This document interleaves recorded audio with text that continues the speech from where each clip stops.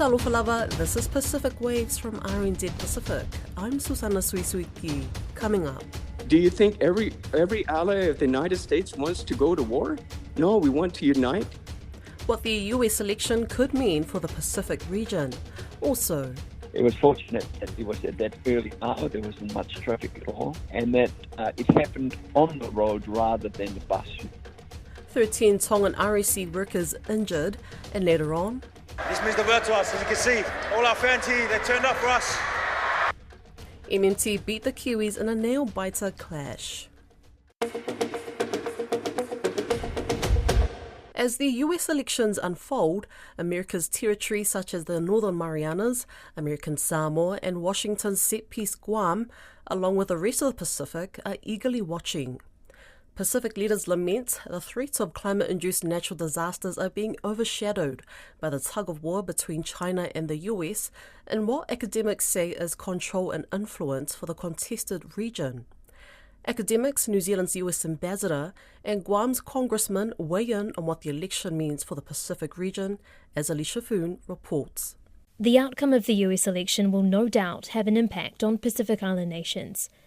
Massey University senior lecturer at the Centre for Defence and Security Studies, Anna Poles, says while Pacific leaders believe climate change is the number one security threat to the region, Trump says it's one of the great scams of all time. Trump's attitudes on climate, on the environment, are deeply concerning. So I don't think that would be a benefit to the Pacific in any way. There's a string of other promises yet to be delivered, including the Pacific Partnership Strategy, the outcome of the two Pacific Islands US summits in 2022 and 2023.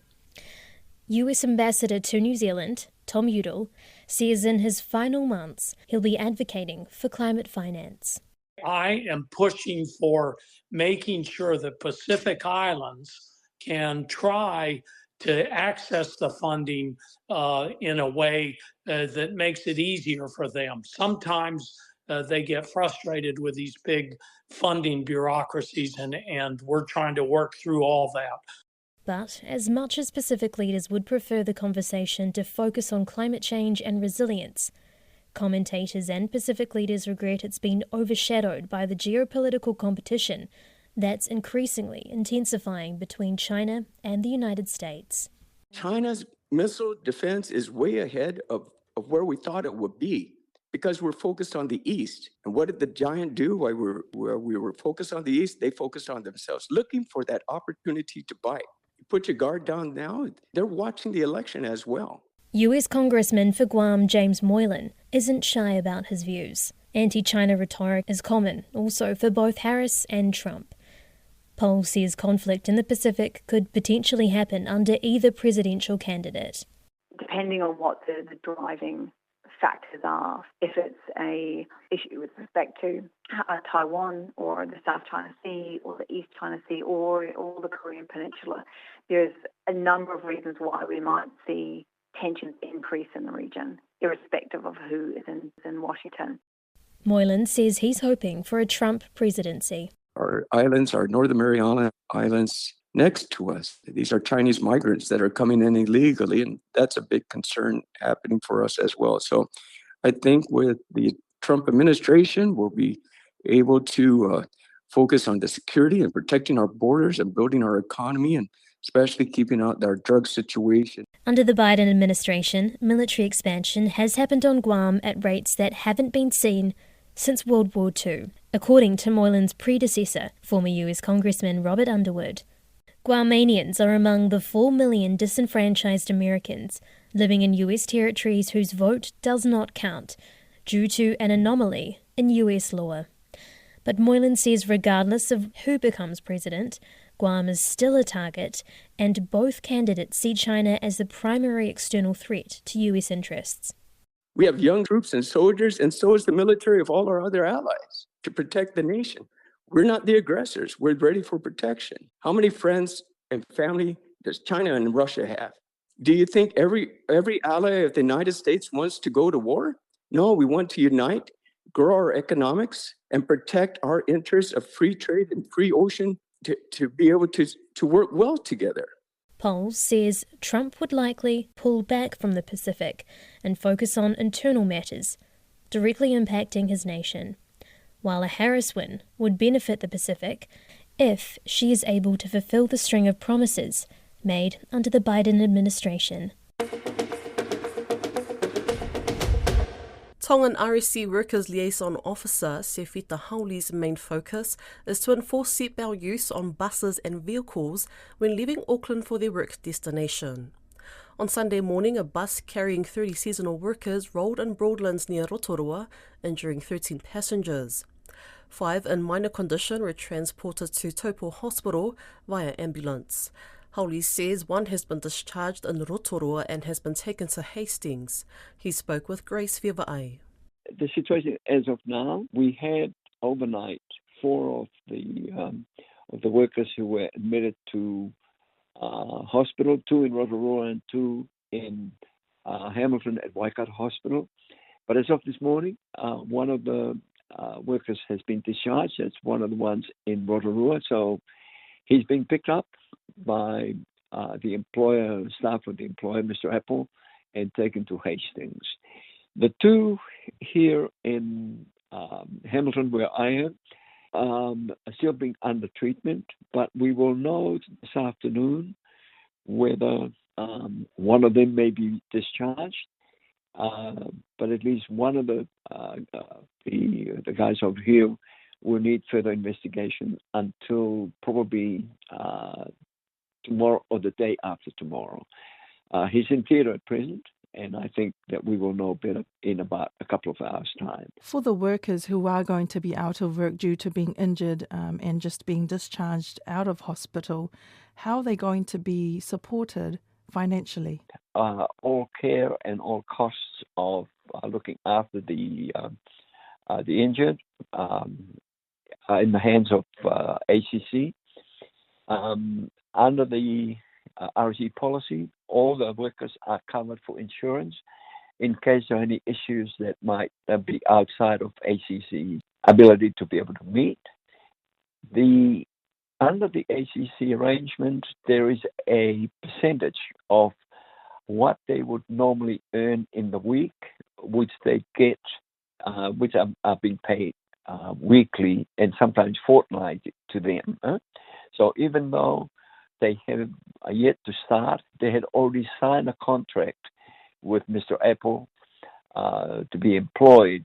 And what we're looking at today is to how much would ACC be prepared to provide as either weekly or fortnightly payment in recognition of the fact that they are unable to work. That's all very much part of what ACC does.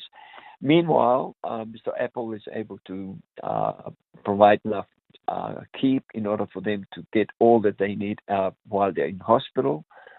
The scheme, as run by IMBI, is able to help those of us like myself and my equivalent in Hawke's Bay, Tabita Niulata, to be able to support the workers too. As a liaison officer, do you think that the processes and where the RSC workers are being transported to their work of place need to be changed to limit, the accidents? I guess the unfortunate situation is, the reality is that we're at the mercy of the Air New Zealand flights out of Tonga because that's the only airline that services the workers directly from Tonga. But it means that arrival times in Auckland determines how we're going to organize the domestic side of it. It had always been the case from 17 years ago when the scheme started that the Air New Zealand flight in from Tonga on a Saturday night leaves Tonga before midnight when Sunday laws kick in, and it means that they arrive here always after midnight, around about 2-3 o'clock sometimes. And for workers who are employed in the North Island, the most convenient thing to do for them would to have a transport waiting for them on arrival so they can get to their job sites as soon as possible after they get into New Zealand. So in the case for Hawke's Bay and for Kerikeri and for other points in the North Island, bus transport has always been the case. Work is underway in PNG to improve the country's election process. Violence surrounding the 2022 national election was some of the worst seen in the country, with the poor state of the rolls blamed for much of it. A special parliamentary committee has recommended dozens of changes, which have included security provided, electronic voting, and the participation of women. Discussions headed by the Minister of Administrative Services, Richard Masere, have been looking at how to make the national identity cards available to everyone and the institution of biometric voting. Mr. Masere spoke with our PNG correspondent, Scott Whitey. Firstly, the key priorities of the government is to work towards reforming our current electoral processes. Best place to start is the common roll. So to make sure that our common roll is accurate to some degree is that we need to have reliable data. And there's been queries and questions, and even based on the recommendation of the parliamentary committee, there's been concerns about the electoral roll being inflated. So what we are doing going forward is that our population count will provide the basis of us knowing where the numbers are in terms of by family, by village, by ward, by LLG, by district and by province. So that will give us a basis of then relooking at the common roll. But to make the common roll even more robust and give it some credibility is that we need to go back and have a data source. That data source will provide that robust and trustworthy detail. So we find that NID currently is the only government-sanctioned system that we believe can be used equally as a form of the electoral roll. But to make it credible, of course, we have to roll out a program out in 2025 where those that have not been included in NID must be captured. But of course, it will come back in of funding from the national government. So what we want to do is that we will roll out a program starting next year, January, is that those that haven't been given NID cards will use the population data as our guide to go and make sure that those people who have not been given NID cards are issued with NID cards. Because if you're going to migrate to a common roll that provides photo and name, the NID would provide that basis for that. So this is sort of a migration process between several key government agencies, which is the census data, making sure that we grow the NID card system properly funded so that we can register all Papua New Guineans. And then by 2027, you can pass that data from 18 years and above. You can pass the data to the Electoral Commission and say, this is your common roll based on photos, face, name.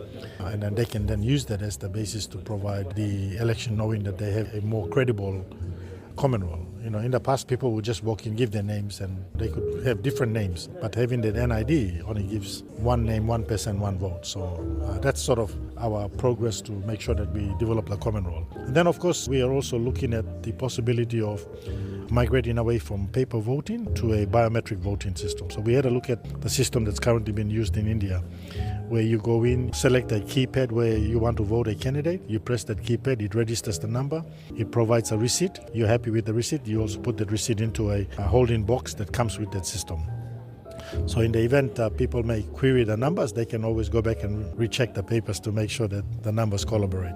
But the good thing about it is that it eliminates paper counting in a central location. So what they do is they take this electronic system back, they retrieve the data, add the data, and then within a day of registering the data, a candidate is declared within 1 day. So we want to go away from these 2 weeks, 3 weeks of counting, and then you find that during that process papers can be moved around, and so we want some integrity in the way we also count and declare our candidates. So see, these are some of the reforms and changes we're looking at going forward. The NID system is still cumbersome. They have the ability to register via biometrics. Well, at the moment, NID is a project, not a division of the government, and it's not an entity of the PNG Civil Registry. It's an independent body created by an act of parliament. And it is a project, not a division where the employees are funded through a government structured salary. So every year through Department of Planning, they provide 10 million kina, which is set aside for that project. But NID employs close to 500 young Papua New Guineans, and the salary alone is at 13 million. So if the PIP program funding is only 10 million, we are already 3 million behind. Then we have to go and buy NID cards, we have to go and buy printing inks, we have to go and pay office rentals, we have to pay for machine breakdowns, fuel, every other thing that comes. So just to run NID alone is around 25 million kina. But with only 10 million given, they are already on the back foot in terms of how they manage that. So we are now looking at reforming that structure. NID will be brought under PNG Civil and Identity Registry, which NID will become a division within the PNG Civil and Registry Identity. There's already a structure that is with Department of Personal Management.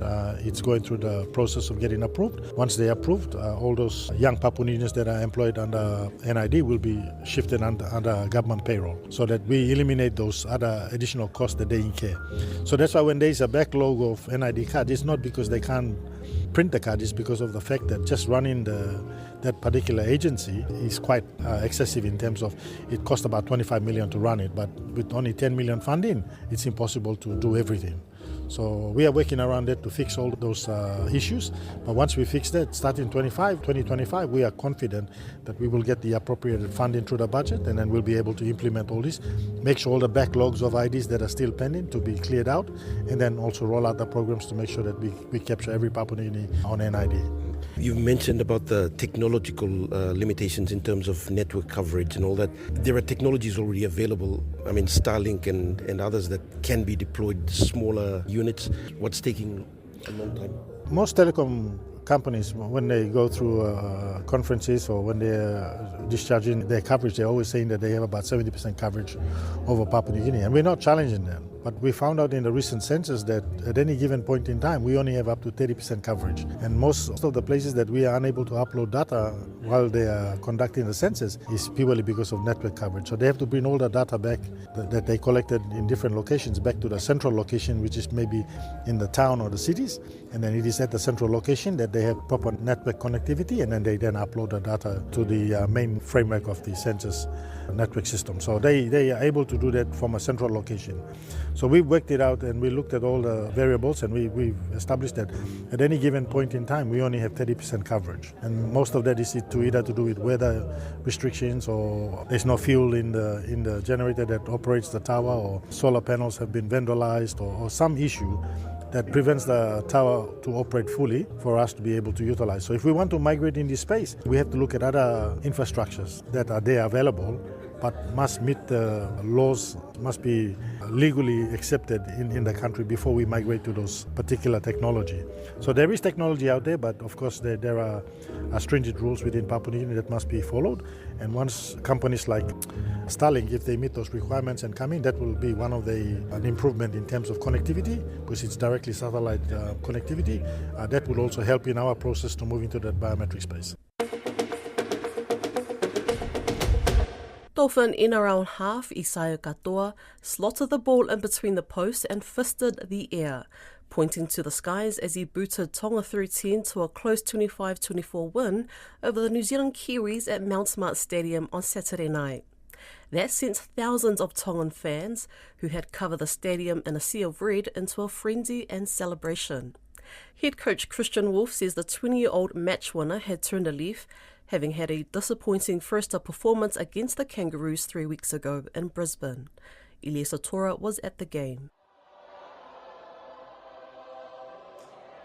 Towards the last 5 minutes of the clash between Tonga 13 and the Kiwis, Mount Smart Stadium erupted into Tonga's well-known hymn, 114 or Taha Taha Fa. The lyrics, a source of encouragement for their National Rugby League team, known affectionately as Mate Ma'a Tonga.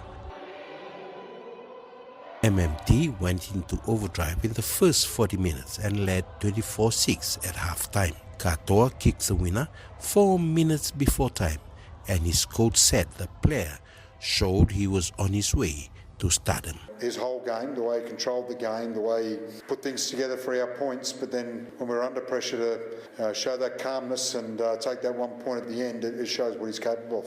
Wolf says throughout the entire game, it was the fans that kept the players going. All the red flags, you come out at half-time, you come out and watch the warm-up and see all the red jerseys and flags in the crowd, and it is inspiring, and it is what these blokes want to be a part of and what they want to play for.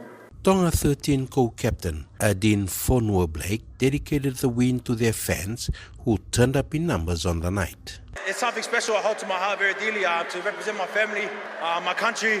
Yeah, these things, they don't come by very often, so I cherish every moment I get here in the red jersey. And Blake, who led from the front with bustling runs, said it was a tough clash, with the Kiwis showing their class to catch up in the second half and draw level after they had trailed 24-6 at the breather.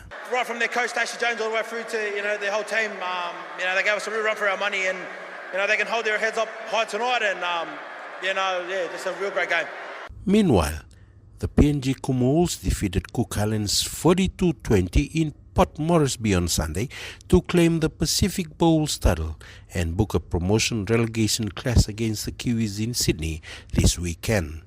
Captain Lachlan Lamb said it was a proud moment to win at home and claim the bowl title. Yeah, it's very special. I touched on it after the game. I just said it's not something we take lightly. It's as a nation, we just want to keep winning and doing our best. The Tonga 13 will now meet Australia in the Pacific Cup men's final. New Zealand and Australia clash in the women's finale. PNG battle the Kiwis in the men's promotion relegation clash, while the women's fight for top spot will be between Fetu Samoa and the PNG Orchids. All games will be in Sydney on Sunday. That's Pacific Waves for today. For all episodes, head over to rnz.co.nz/Pacific. We're also on Spotify, Apple and iHeartRadio. From myself and the RNZ Pacific team, tō whā soifua.